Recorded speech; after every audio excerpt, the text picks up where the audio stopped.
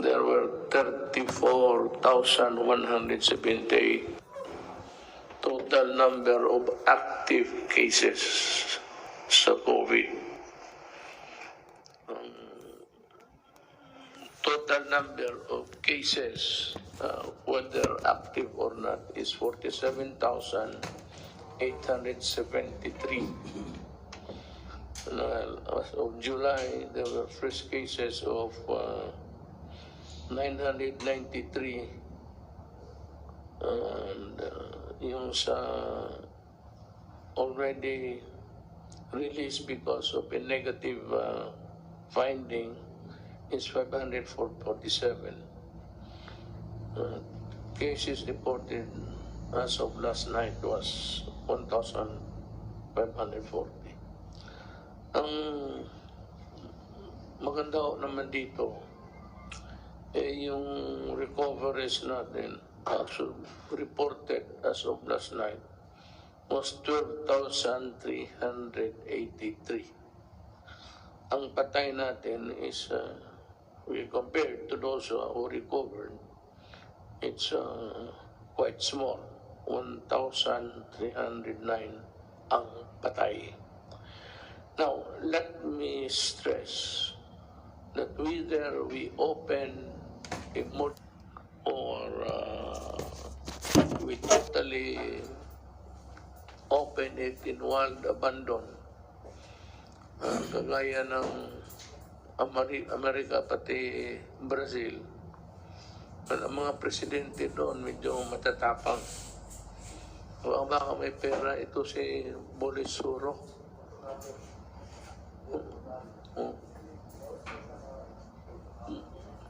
Medyo may may pagka-Trump, and devil may care attitude. Tayo kung pobre, we cannot afford really a total epidemic or pandemonium. Mahirap tayo. Hindi tayo pwede sumugal. I cannot follow the example of other countries because as the experience have shown as of now, there were a lot of countries also opening up. And first was Japan, then Korea, followed by China and the United States. Now, what really happened in these countries was that although they opened their economy for money to come in to the government coffers, ang nangyari is there was a spike. They will have a problem of almost a relapse. Parang relapse in the totality of the number. Yun ang mahirap. Now, we do not even know if the number of 34,178 of active cases is still a part of the first wave, or have we arrived at the second wave? I don't think so. We are still grappling with the first wave. So, mga kababayan ko, ginusto ko man, ako mismo personal, gusto ko nang lumabas. Ayaw ko nang magpapigil. Kung gusto ko nga, magkipag-away na ako. Ang problema is, yun ang gusto ko. Pero ang gusto ko, hindi makapabuti sa ating lahat. And that is true for your choice and my choice. And so we have to be very circumspect in the opening of the economy. Dandahan lang. And if ever there is going to be a spike again, baka marami ang infected or reinfected, at least yung calibrated numbers of people we allow to go out would be still within manageable numbers. Because if we open the entire Philippines and thousands upon thousands of new cases would happen, then we are in deep shit. Talagang mahirapan tayo. Una-una, wala tayong pera. Well, of course, sabi ng mga doktor yun, ventilators, yung paggamit niyan is the last option of a person sick with COVID. So there are still many things that can be done. Our doctors have, in the Philippines, have, innovated some sort of just meeting the crisis halfway. Some have resorted to melatonin, others have, pero yung quinine ay talagang, this was debunked by experts all over the world. It's not really for the use of COVID-19. Now, you want to know the places which have been declared modified or has been changed. But this is a very dynamic thing. It can change every day depending on the numbers. And of course, upon the assessment of our health authorities. So I'll give the floor to Secretary Doggett to enumerate to you the places that have been modified. Total noon, ngayon, makalabas kayo, and who are the sectors of society who would be allowed a little bit of a leeway, an elbow room to move. Hindi lahat ito. Sabi ko nga, I'm sorry but I cannot really, kumbaga, bitawan ko kayo. I will remove the leash yung tali. Ako, laan na kayo kasi hindi ko kaya ang the resultant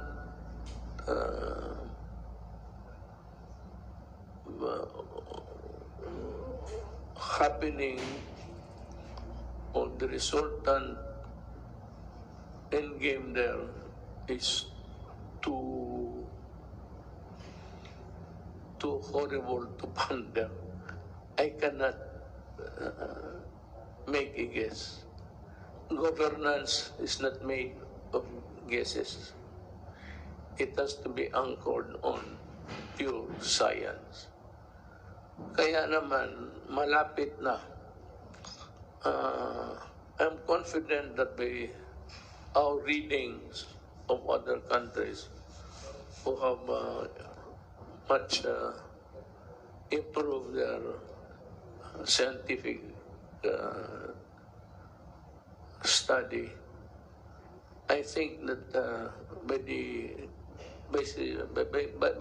December, meron na hong vaccine, or at least, if not a vaccine, a medicine that could kill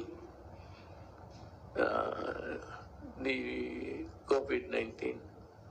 Ako, I would prepare that we use the medicine to kill, then get the vaccine later on. So, I give the floor to you, sir. Enumerate yung ano muna, yung in according to their severity, those that are totally locked na, and those already modified, para malaman ng buong Pilipinas. Kayo yung may hawak ng listahan. And it's, I said, a dynamic one. It changes every day. Magandang gabi po, Mr. President, at aking po mga kasamahan sa IATF and Cabinet at kay Senator Bongo. At magandang gabi po sa atin pong mga kababayan.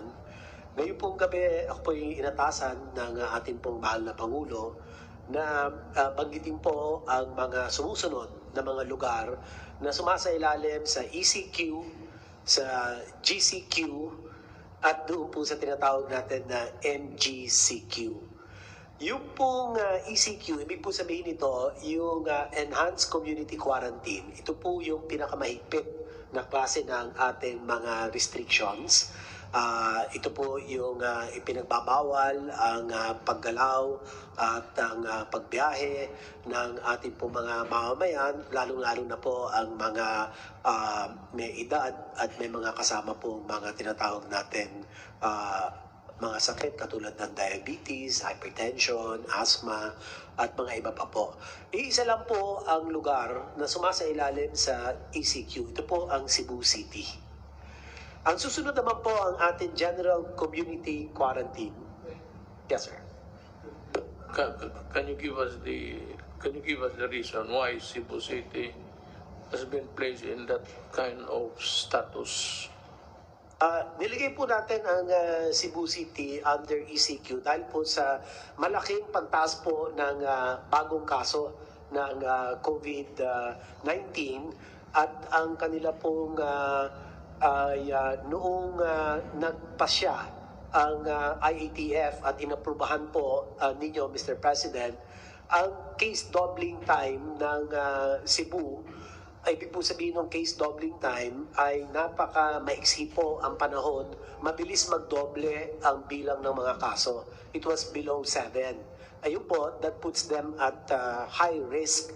Isa po yun. Pangalawa pong dahilan, tinatawag po natin critical care utilization rate, yung pong mga hospital nila, yung pong kanilang ward beds, yung kanila pong isolation beds, yung kanila pong ICU beds, at saka yung pong mechanical ventilators po nila, mataas po ang kanilang utilization. So ito po ay signal na talagang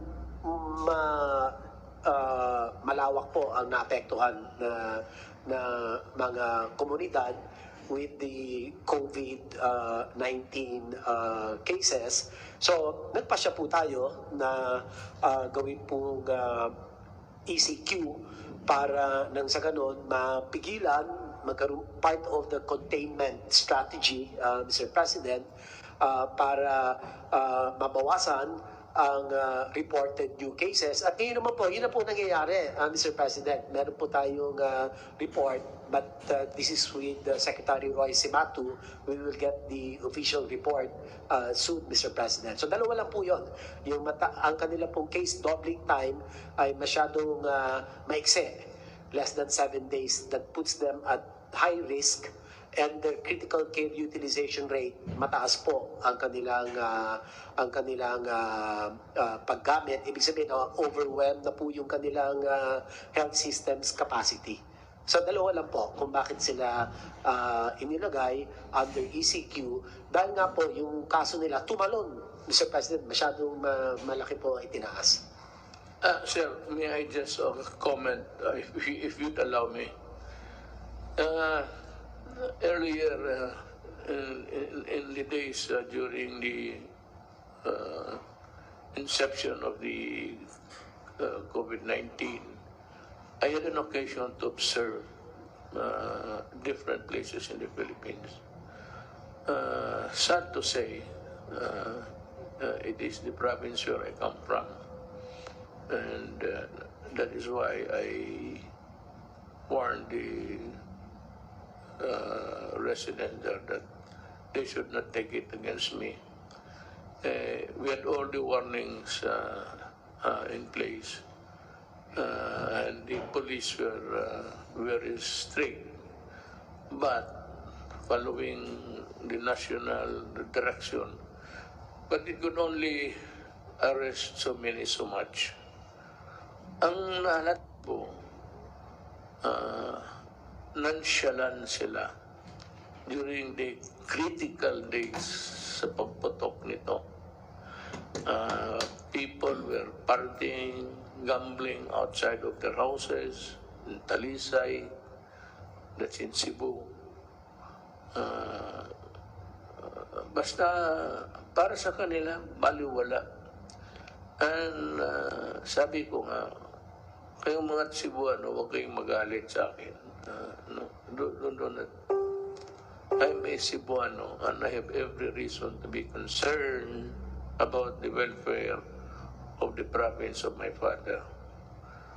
Ang sinasabi ko sa inyo, warningan ko na kayo noon that you Cebu guys are taking the warnings of the national government nonchalant. Maragway na hitabo sa Binisaya pa. Di mapod mo. Maragway mo too. Unya, nakita na ko, from all indications, gikan sa footage, pakuhaan ako ang kamera sa gobyerno. Aba, wala yun. Maragway warning, wala tanan. Also, muna na ikaroon. Ang akong kuhan sa inyo, hindi magulo. Dili to sigurong, except those who are really infected because they had to go out, they had to work, or if perchance, talagang tinamaan. Ang ayaw ko doon, sir, sa Cebuano, yung mga taong nag-iinuman, nagsusugal pati ng parte. Panghuli lang na sasabihin ko po kung bakit ang Cebu City ay pumasok sa ECQ, nag-escalate to ECQ. Yung particular sa isolation beds po nila, 90.6% ang kanilang utilization. And that puts them at very high risk. At ang kanilang ICU beds, ganun din po, 84.6% ang utilization. High risk din po. Kaya yan po ang dalawang dahilan kung bakit ay ibinalik po natin sila sa ECQ. Ganun pa man, ang nag-inspect po ang IATF at ang National Task Force with our chief implementer guiding and assisting the chief overseer of the Cebu City pandemic COVID-19 management, si Sec Roy po. At doon po ay sinabihan po namin ang liderato at ang mga iba pong mga ahensya na talagang paigtingin po nila yung containment strategies po nila, Mr. President. So yung containment strategies, ang nakapaloob po rito ay ang mga sumusunod. Unang-una, ang pinaigting na isolation, detection, isolation of cases, tapos ang contact tracing, testing, and treatment.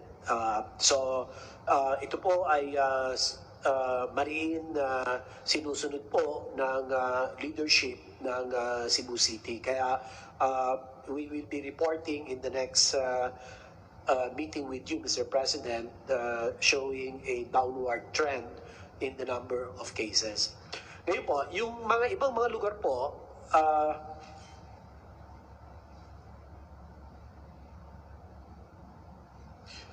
yung mga nakapaloob po sa GCQ or General Community Quarantine ay ang NCR, ang Benguet, ang Cavite, Rizal, Lapu-Lapu City, Mandaue City, Leyte, Ormoc, Southern Leyte, at tatlong lugar po sa Cebu Province, ang Talisay City, ang Minglanilla at Consolacion. Ang susunod naman po na level, lower level, less restrictive, community quarantine, ang tawag po rito, modified general community quarantine with strict local action at there has to be a localized community quarantine, zoning, strict enforcement of minimum health standards, scaling up of health system capacity, such as isolation facilities of overseas Filipinos, the locally stranded individuals, as well as close contacts. The provinces and the regions under MGCQ are the following.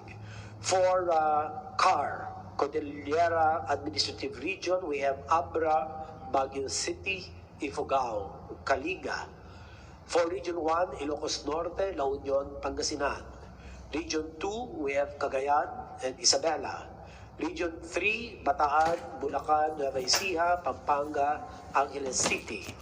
For Region 4A, meron po tayong Batangas, Laguna, Quezon, Lucena City. For Region 4B, ito po ang Palawan, Puerto Princesa City. Region 6 po, o Region 5 rather, Albay, Camarines Norte, Camarines Sur, Naga City. Region 6, meron po tayong Capiz, Iloilo, Iloilo City, Negros Occidental, and Bacolod City. For Region 7, kasama po dito ang Cebu Province, ang Bohol, at Negros Oriental. Region 8, Tacloban City, Western Samar. Region 9, Zamboanga City, Zamboanga del Sur. Region 10, Bukidnon, Misamis Occidental, Misamis Oriental, Cagayan de Oro. Region 11, Davao del Norte, Davao del Sur, Davao City, Davao de Oro. Region 12 po, kasama ang Cotabato, ang South Cotabato. Region 13, Orcaraga, Agusan del Norte, and Butuan City.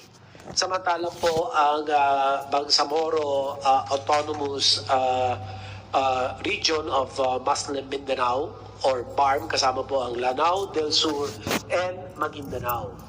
Yung pong susunod na kategorya or classification, risk classification ng MGCQ na lower risk po, the rest of the Philippines. Lahat na po ng lugar sa labas po ng aking mga nabanggit sa ECQ, sa GCQ, and the modified GCQ ay nakapaloob po sa tinatawag natin low risk, modified, general community quarantine.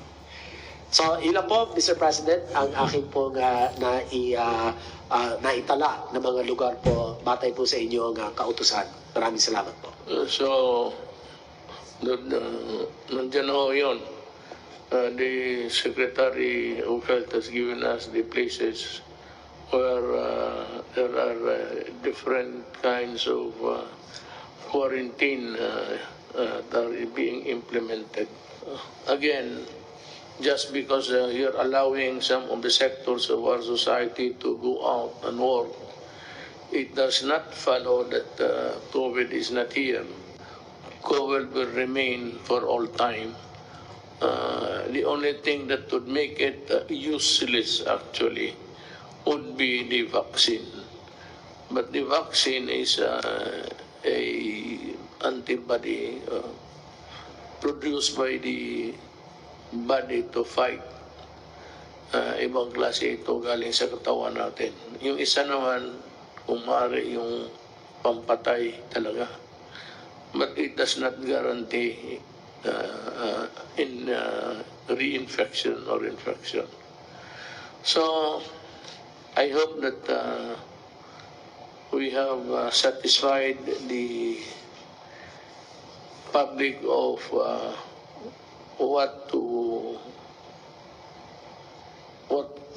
obey, what not to obey, when to do it, and when not to do it. Now, meron akong updates na binigay sa akin. Operations of MRT Line 3 will be temporarily suspended for approximately 5 days beginning July 7, 2020. It will only resume at least in limited operations once testing confirms that sufficient number of personnel are negative for COVID-3. So we are very careful na pati yung those manning, those equipments there will not jeopardize or put you in jeopardy while riding the trains. There will be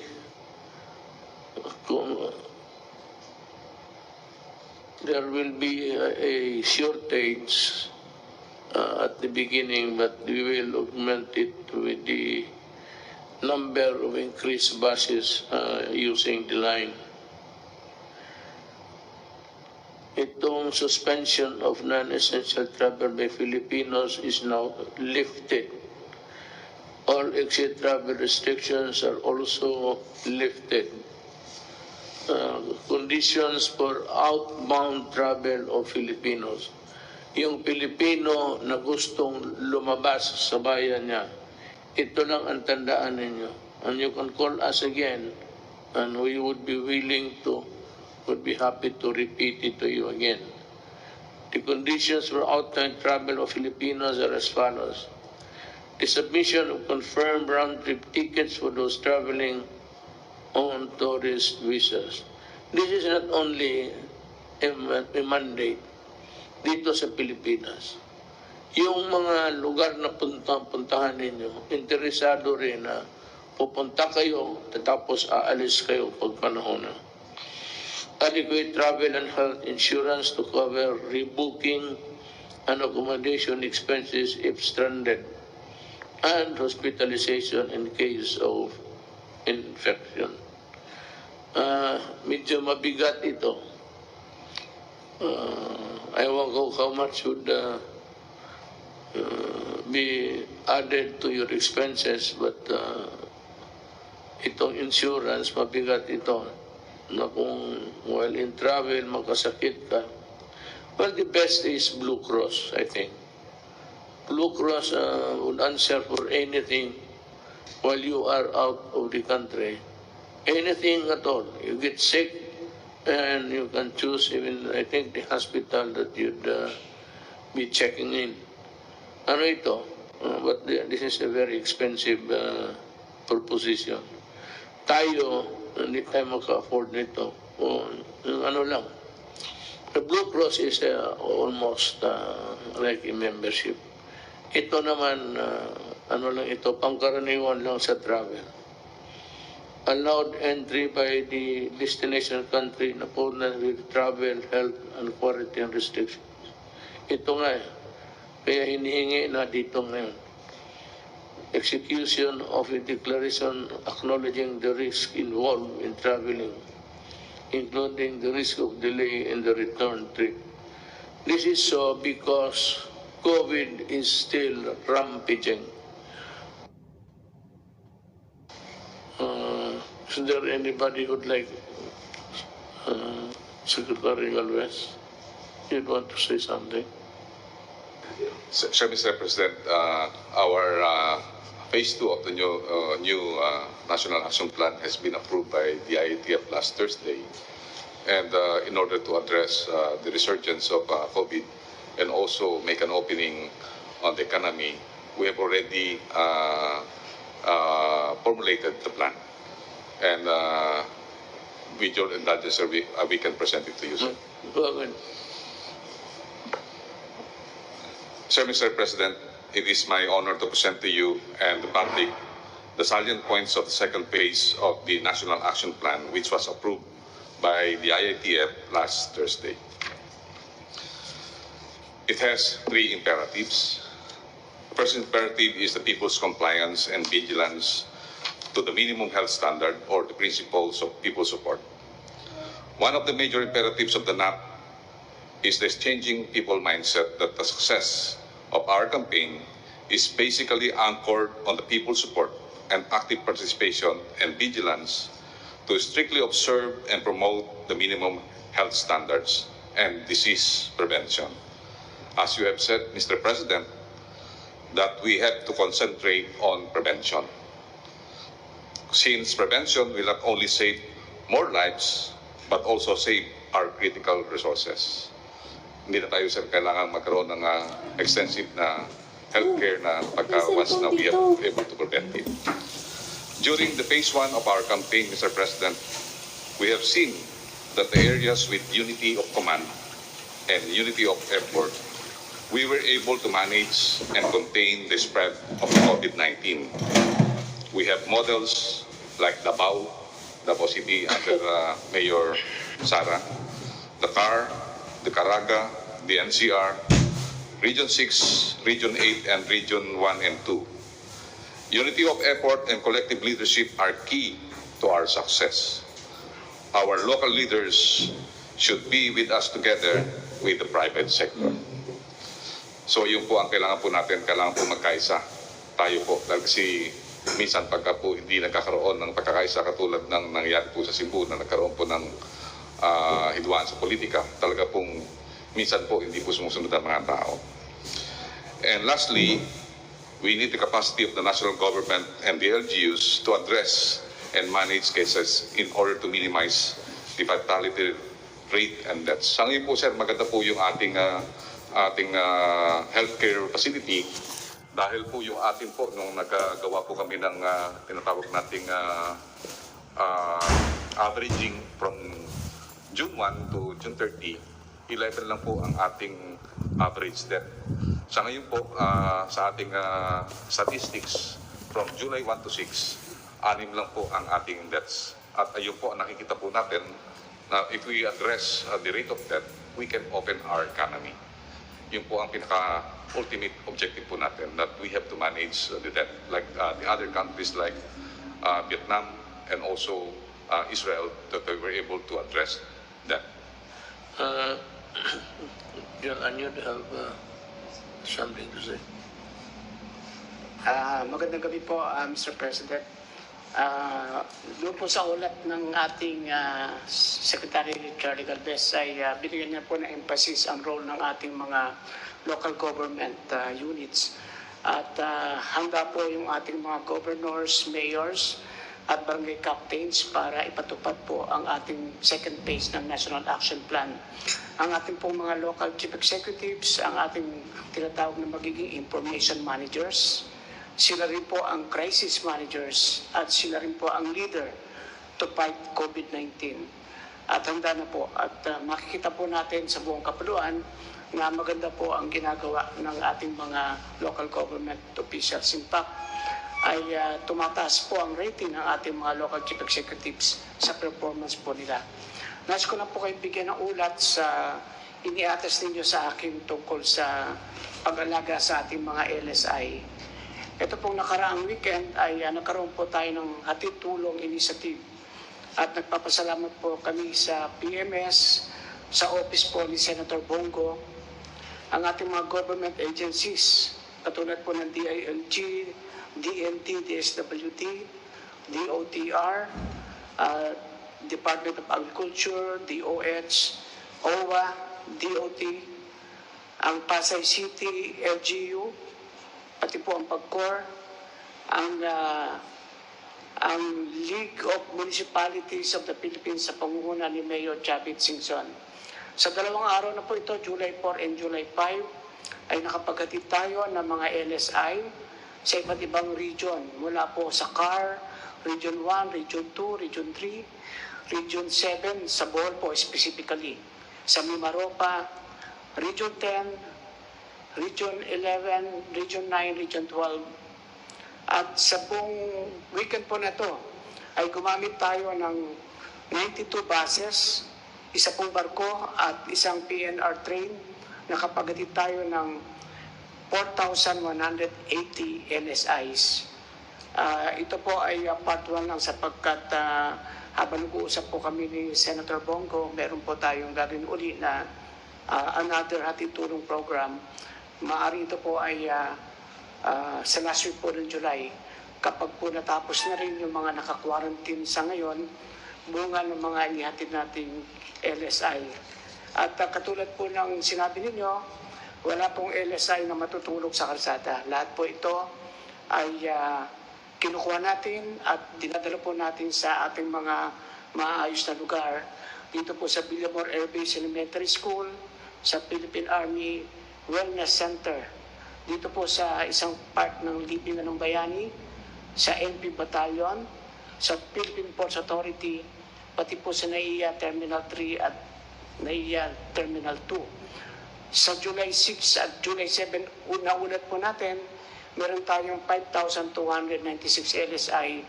Ang 3,820 ay naispasakay na po natin sa mga eroplano at barko. Kaya ang natitira na lang po ay 1,476. At ito po ay naaruga natin at binibigyan po natin ng pagkain at maayos na tutulugan. Ito po yung merong mga tickets na stranded. Yung pong mga dumarating na walang ticket at wala pong kasiguraduhang makakasakay dahil walang ticket, inihatid po ng ating kapulisan ito sa kanilang mga bahay at kinukuha po yung kanilang contact number para po sa susunod na hatid tulong program ay sila po yung priority para po maihatid natin sa kanilang pupuntang probinsya. So ito po yung ating tulong sa LSI sa base na rin po sa inyong pinag-uutos. Doon naman po sa ating update sa mga ating kinasuhan para po sigurado na walang mag-aabuso ng mga lokal na opisyal. Sa barangay officials po ay meron tayong 182 admin cases. Doon po naman sa mga mayors na binigyan natin ng show cause orders dahil hindi po naipamahagi ng maayos sa first tranche, ay ang 11 po ay nai-refer na natin sa ombudsman. Sa criminal cases naman po ay out of the complaints from 596 citizens ay meron pong 886 suspects na mga local government officials. 364 ang elected at ang natira po ay mga appointed. At meron na pong 195 cases na naipile sa fiscal office. Ito po ay tuloy-tuloy. Kasama na rin po yung mga pasaway na gumawa ng violations dito sa Cebu City habang ito po ay nag-ECQ. Katulad po nung pagkakandak ng piyesta, pagsusugal, at saka pagpuprosesyon. Ito po ay gagawin natin sapagkat kailangan po talagang sumunod ang ating mga kababayan sa ating sinasabing minimum health standards. Ito po talaga ang susi para maiwasan na ang contamination. At hinikayat din po natin ang ating mga mayors na magpasa ng ordinansa para pare-parehas po yung pagpapatupad na ang lahat ng violators ay dapat po ay maparusahan ng pagkakulong para ito po magsilbing aral at huwag nang magbabiolate.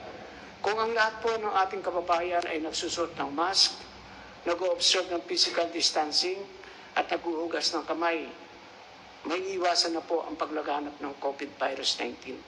Yan lang po, Mr. President. Maraming pong salamat. Thank you. Well done. John Lorenzana, you have something to say before we call to wrap up the...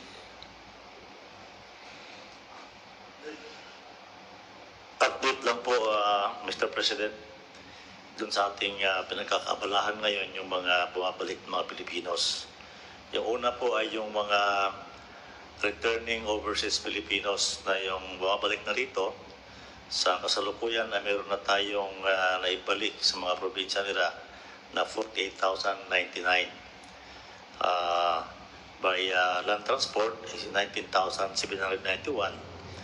Yung air transport naman 23,899 at saka sa barko 4,499. Yun naman sa ating mga overseas Filipinos yung dumarating galing sa ibang bansa na nawalan ng trabaho ay sa ngayon meron tayong naibalik sa mga probinsya na 75,895. So wala na po tayong mga backlog ngayon. Ngayon po ang data ngayon itong araw na ito. Nabanggit na po ni Secretary Anyo yung LSIs at saka yung balik tulong. Isa na lang po aking babanggitin yung mga Pilipinos na nasa Sabah na gustong ibalik na ng Malaysia sa atin. Ang bilang po noon, ang total bilang ay mahigit pong 5,000.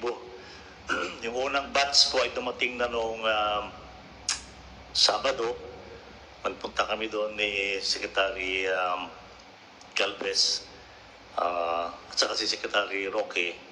Pagkatapos po natin manggaling sa Zamboanga, Kanambagahan, nagpunta kami doon. Yung first batch ay 395 Filipinos. Karamihan po ito ay taga Bungaw, Tawi-Tawi. So ito pong barko natin na pumupunta ng Sabah ay every 2 weeks ay magkahakot nitong mga Pilipino na to. Karamihan po sa kanila ay Tawi-Tawi, Basilan, saka Zamboanga, at saka yung iba naman sa ibang mga lugar.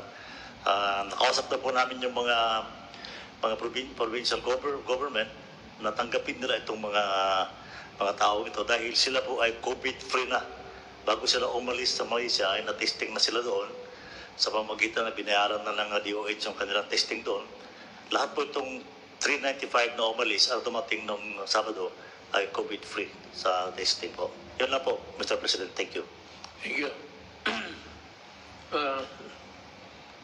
You might wrap up the today's session with yung sa task force, the different or matters that you took up for the rest of the week. Yes, sir. Dalawang bagay lang po. Kasabay po ng ating part 2 ng ating plan of action, magkakaroon po tayo ng major change also in our communication. Sinimulan niyo po ngayon dahil ang binasa niyo po ngayon ay yung active cases. Kabahagi po yan ng ating bagong strategiya sa ating communication.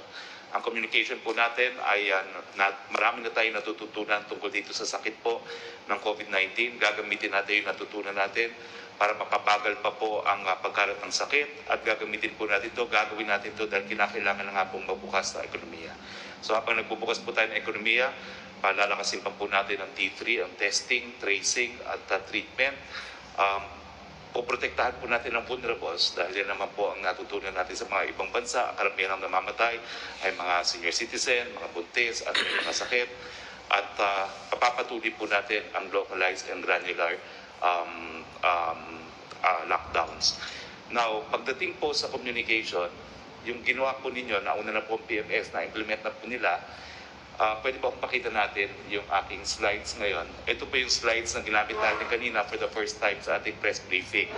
Mapapansin nyo po, bago na rin po yung ating, hindi po yan yung COVID-19 updates.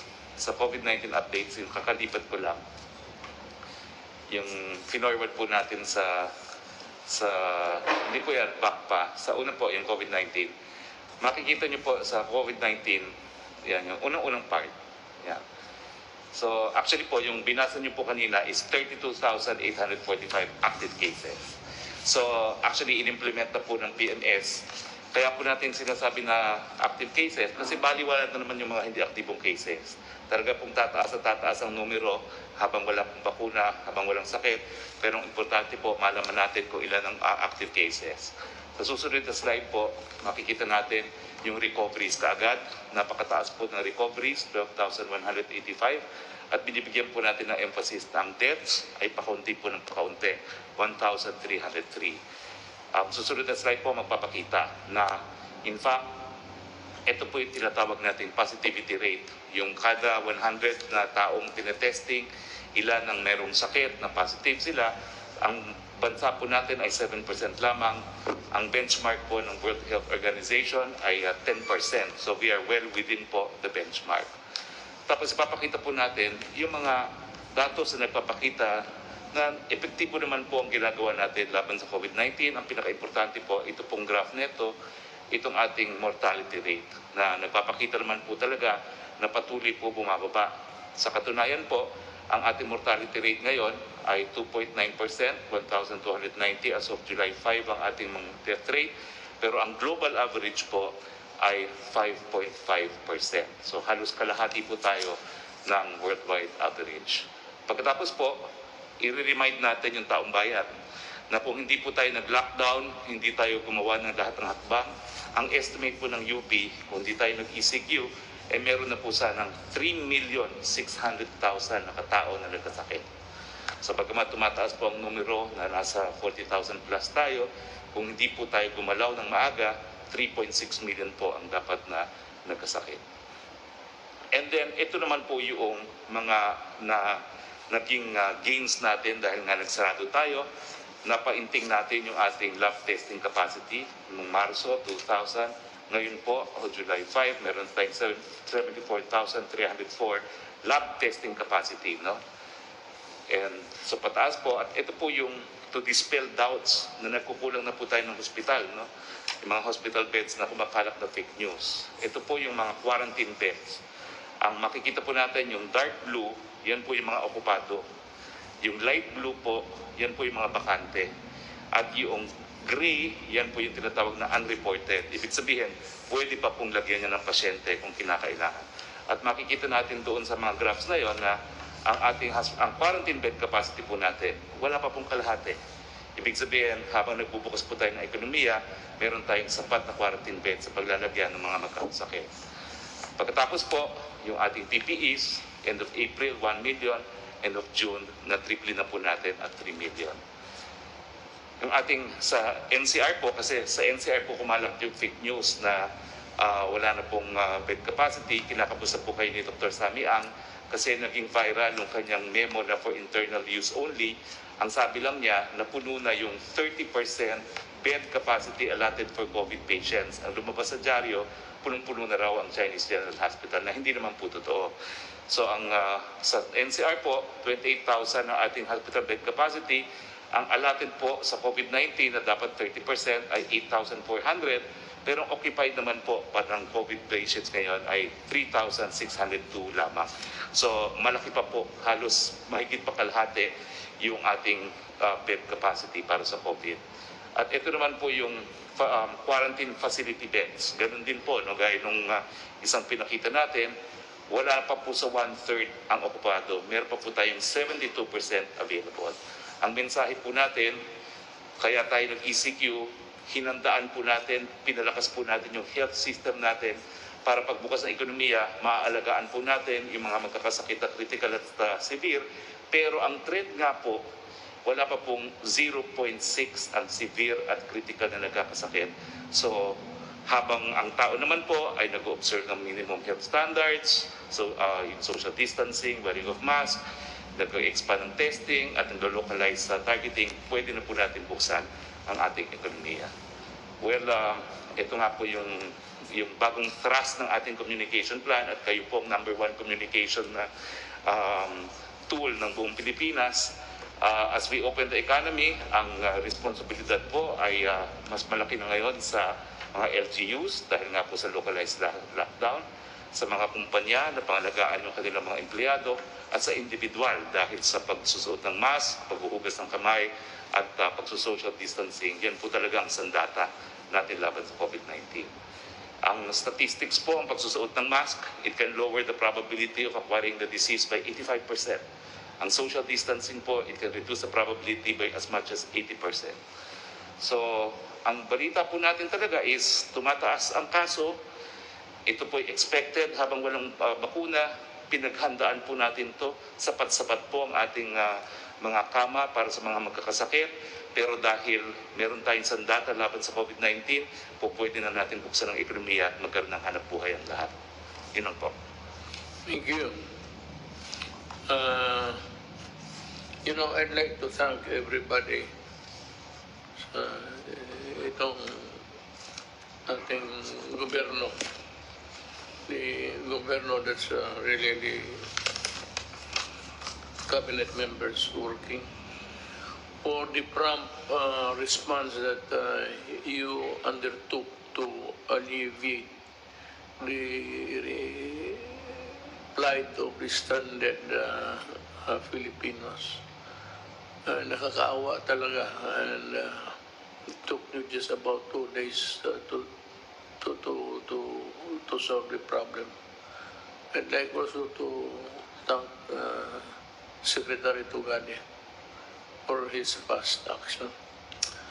Alam mo, yan lang ang maibigay natin sa tao, yung hindi masyado mahirapan ang mamamayan. And whenever there is a problem, that we try to solve it as fast as can ever be done. Maraming akong nakita doon sa trabaho ninyo, and I cannot thank you individually now, but maybe someday in the fullness of God's time, mawala na ito. So we're just waiting for the vaccines, and of course whatever there is that will hit the market before the end of the year. Sana mawala na ito. Double hit tayo eh. We were hit double whammy. It concerned the health of the nation, pati yung economy. And the only consolation is that we are not the only one. Of course, the rich nation are better off. But at least tayo were able to stop the rampaging COVID on its tracks with our timely intervention, government, especially the medical workers. So maraming salamat sa inyong lahat. Now, if there are no other matters, urgent matters affecting the, well, let me just give a few words about the terrorism law. Ito kasi yung mga left, pati itong komunista, they think that we are always thinking of them. They don't even know that we are also thinking of other matters. As a matter of fact, they are the least that we are spending our time. Itong komunista, whatever be the fortune or misfortune of that law now, I'm sure it will be challenged before the Supreme Court. Sana yung the much needed legal weapons that we need to fight terrorism. Kasi ang terrorism mo, hindi ito isang dalawang putok. As what happened in Mindanao and in other places, mostly in Mindanao, ang ginagamit kasi nito nila, bomba. Ang bomba niyan, lahat sa simbahan may tama o may bukol. Yun nga ang problema diyan. Hindi nila alam, they think that they are a different breed. They would like to be treated with another set of law. When as a matter of fact, they are terrorists. They are terrorists because I finally declared them to be one. Why? Because I spent most of my days as president trying to figure out and connect with them on how we can arrive at a peaceful solution. Wala namang gustong may gera eh. Ako ayaw ko, lalo na ako, kilala ko sila, kilala ko. And it was a good rapport while it lasted. Yung na-presidente na ako, na iba na lang ang istorya, simply because in the ladder of priority, the highest sa akin would be the security of the state. Pero noong panahon ng politika, well, boto yan eh, bilangan ng boto. Naturally, you cultivate friendship with everybody. But there is always a time to be friendly and a time just to be firm. And I did my very best to produce something for the country. But unfortunately, I would not be blaming anybody now unless they would start to blame me again so that I can also blame them. Wala talaga nangyari. And for the law-abiding citizen of this country, I am addressing you with all sincerity. Huwag ho kayong matakot kung hindi ka terorista. Kung hindi ka naman sisirain mo ang gobyerno, pasabugin mo ang simbahan, pasabugin mo yung public utilities, pasabugin mo yung, well, just to derail para matumba na tuloy ang bayan. Problem is, ang demokrasya kasi election. However fractured you may say, ang ating demokrasya, or a little bit shaky. We had an election. It was a clean one. I can guarantee you, I was a participant of that election. We did our very best to present to the public. We did not commit any... Kung walang mangyari na masama, wala namang problema. Pero once you blow up simbahan, blow up mo yung marketplace, sino bang... So the right to defend itself accrues to the government heavily. Na ngayon sabi ko nga, sabi na Duterte, patay dito, patay doon. Totoo. Pag pinatay mo ang mga tao, papatayin talaga kita. Anak ka ng... Iposta mo yan saan? Posta mo sa libingan ng tatay pati nanay mo. If you do that to the people, if you kill them wantonly, then I will take it as a right to kill you. Ano ba may problema rin yung kill? Ngayon, kung magsulat ka na dyan, kung ano nung pinagsusulat ninyo all those years, I never filed the case, even during the mayor. Wala, hindi ako demanda. I just take it as, because that is what my father said. And it was succinctly uttered once by General Lorenzano when he was still active. Dito sa gobyerno, pilde ang maglagot. Kaya yan, kung magbasa ka, kaya ako hindi ako nakabasa ng mahusay magsulat. Para sa akin, bugok ka. Hindi ako nakabasa. I do not read yung sa briefer nito meron sa article about mga rapper. Skip ko yan. I do not. And the one who gave me that advice early on, when I became mayor, was Mayor Elias Lopez, was the ex-mayor at the time. He said, I'll give you one good advice and remember this until you die as a politician. Huwag kang magbasa ng mga locals. Huwag kang makinig niyan sa ano. They're no better off. Malayo yan sa iyo. Kaya ganun yan sila kasi wala nang magawa sa buhay nila.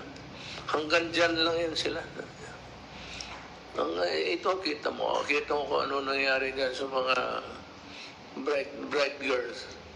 Nagkakaso, akala nila they can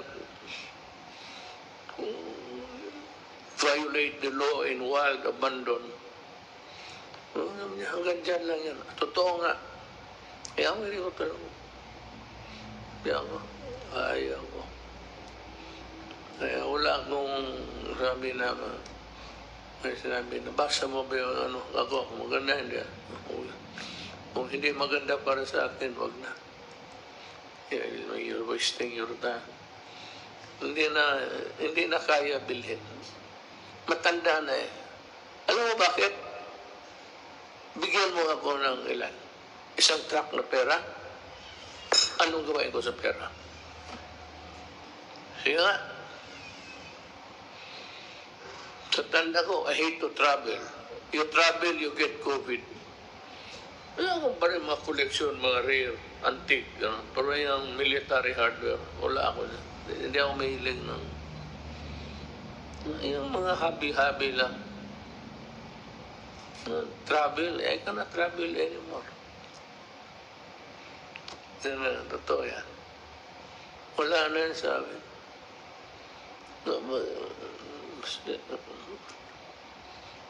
General Galvez, General Lorenzana, tapos they have served the country and they're still serving the country. Why would they destroy their name? Pamkano ba? Kickback. May kickback mo na 50 million? O sabi ka may 200 million na kickback, I won't go. Pero, huwag kayong maniwala. Yan yung mga madudumi yung isip. Yung kagad nagre-react.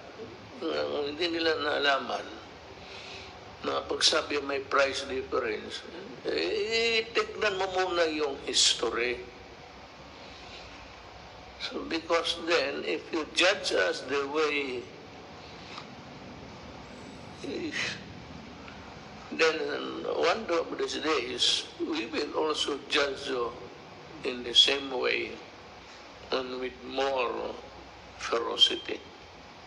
And it will come. It will come. Tayo mga politiko, it will come. Just be careful. Kaya ako, meron ba rin akong mga, not the dossier, but I have some folders in me, given all throughout the years. You will have a dose of your own medicine. One of these days. I'm not threatening you. Go ahead and expose anything about corruption in this government. Sabi ko sa iyo, kung malaki, mag-resign ako. Si Risa is a fraud. Maniwala kayo. Well, the past time, too early for you to enjoy yung mga award mo. You are a fraud. Actually.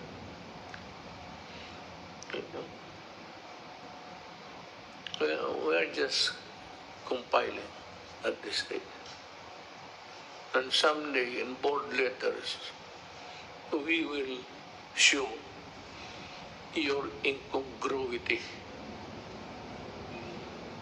You are a fraud. So, yan lang ang masabi ko.